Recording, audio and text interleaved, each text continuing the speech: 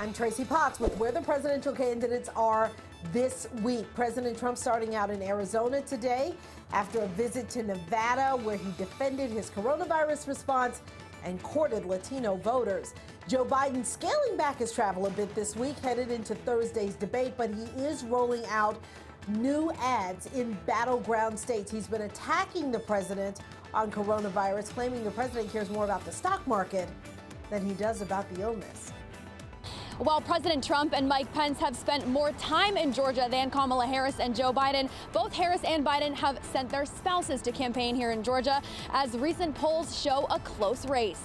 Harris's husband, Doug Emhoff, spoke Sunday in Fulton County before making a stop in Cobb.